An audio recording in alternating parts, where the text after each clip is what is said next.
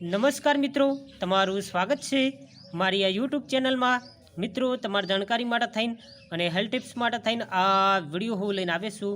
હું છું તમારો મોજીલો પ્યારો મિત્ર, પ્રેમી દીવાનો, દેશી ગોમરાનો સોરો। આજના વિષયના અંદર હું તમારા માટે થઈને એક કદમૂળવાળી વનસ્પતિ લઈને આવે છું, જેને ફળ છે જમીનના નેચા આવે છે, એટલું યાદ રાખજો। એટલે કે આ એનું કદમૂળ કહેવામાં આવે, જોઈ શકો છો, અને આ ખાવાની વસ્તુ છે એટલું। અને આ વનસ્પતિનું હરેક અંગ દવા છે, એટલું યાદ રાખજો। એટલે કે એનું મૂળ, એનું થડ, એના પત્તા, એને તમામ પ્રકારનું મહત્ત્વનું છે, એટલું યાદ રાખજો। એને ખોરાક માટે ઉપયોગી છે, એટલું યાદ। દરેક વસ્તુનું શાક બને છે। તમે મારા વિડીયો સમય નજારો જોતા છે, તમને નવી લાગી છે કે આ વસ્તુ એવી તો શું છે અને ઓનું એવું તો શું શાક બનતું છે। એટલે તમે તો કદી ઘાટાવો તો ગાધું પણ નહીં હોય, એટલું યાદ રાખજો। પણ ઓનું શાક મસ્ત મજાનું બને, એટલું યાદ રાખજો। આમ જે રીતે આપણે બટાટા બાફતા ને, એવી રીતે ઓને બાફીને ઓનું શાક મસ્ત બનાવવામાં આવે છે, કારણ કે ઓના અંદર ઝેરી તત્વો હોય છે, અને ઓને બાફીને એના ઝેરી તત્વોને નષ્ટ કરવામાં આવે છે, અને પછી ઓનું શાક મસ્ત પૂરું બનાવીને ખરો મસાલો નાખીને તો મજા જાય। હવે તમને એવું લાગ્યું છે કે પહેલીએ તો આ વનસ્પતિનું નામ તો નાખી દઉં। આ વનસ્પતિનું નામ કેવું છે ખબર? અળવી તમે નામ સાંભળ્યું છે? અળવીની એક વેલ આવે છે, એટલું યાદ રાખજો।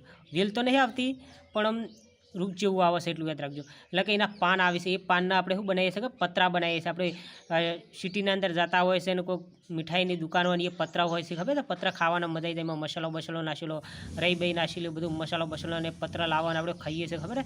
થોડો ખટ્ટા મીઠા લાગતા હોય, એ પતરા ઓના બની છે, એટલું યાદ રાખજો। તમને જો ઓનો પોન મળી જાય ને, તો ઓનું પોનનું શાક ખાવાની બહુ મજા આવે, એટલું યાદ। ઓનો રસ બનાવીને પણ પી શકો ઓના પાનનો, એટલું યાદ રાખજો। એટલે કહેવાનો મતલબ એમ છે કે અળવીના પાનનું સેવન કરવાથી ગજબના ફાયદાઓ થાય છે। એનું જે આ કંદમૂળ જોઈ શકો તો એ મારા કેમેરા સમક્ષ, ઓનું પણ તમે શાક બનાવીને ખાશો ને તો તમારા શરીરના અંદર ગજબનું પરિવર્તન આવશે, એટલું। કારણ કે આ છે કેલ્શિયમથી ભરપૂર છે, એટલું યાદ રાખજો। જે લોકોના હાડકાં કમજોર રહેતા હોય, જેમને વાર રહેતો હોય, શરીરના તમામ પ્રકારના દુખાવા રહેતા હોય, મસલના અંદર કઈ પ્રકારની કમી રહેતી હોય, અને મસલના અંદર સુધારો લાવવો હોય, અને શરીરને એકદમ મજબૂત અને આકર્ષક બનાવવું હોય, તો એના માટે થઈને આ અળવીનું કદમૂળનું સેવન કરવું જરૂરી છે, એટલું યાદ રાખજો। એટલે કહેવાનો મતલબ કે તમે જોઈ શકો છો, જે રીતે બટાકું આવે ને એ ટાઈપનું આવે છે, જોઈ શકો છો તમે, આવું આવે છે તો મજા આવી જાય। આમ તમને તો એવું લાગ્યું છે કે આ નવું પહેલું શું લઈને આવ્યો છે?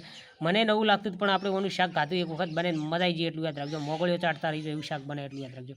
હવે એક બીજી વાત કરી લો કે ઓનું શાક બનાવીને ખાવાથી, કો તો ઓના પત્તાનું તમે શાક બનાવીને ખાશો ને, તો જો તમને પેશાબની લગતી A to Z પ્રકારની બીમારી રહેતી છે, એટલે કે પેશાબના અંદર બળતરા રહેતી છે, ધાતુ રોગની બીમારી રહેતી છે, કઈ પ્રકારની લગતી પેશાબની લગતી જો બીમારી રહેતી છે, એને મટાડવી હોય તો એના માટે થઈને આ ઉપયોગી છે, એટલું યાદ રાખજો।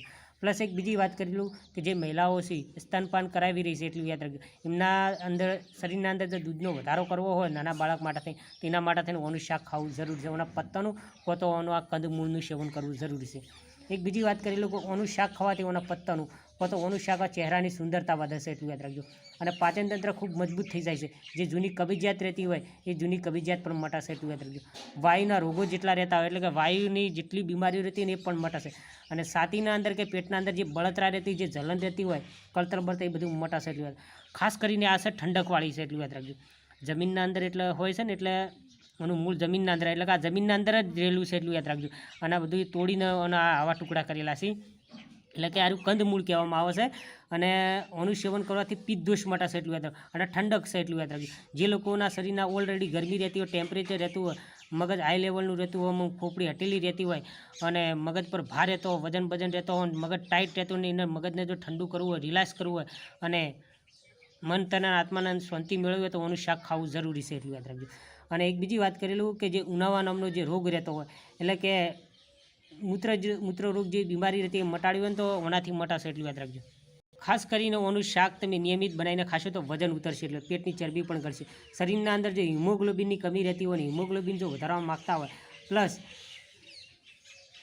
શરીરના અંદર નવું રક્ત તમે વધારવા માગતા હોય, અને રક્તપિત્તથી પીડાતા હોય તો એના માટે થઈને પણ ઓનું શાક ગુણકારી છે।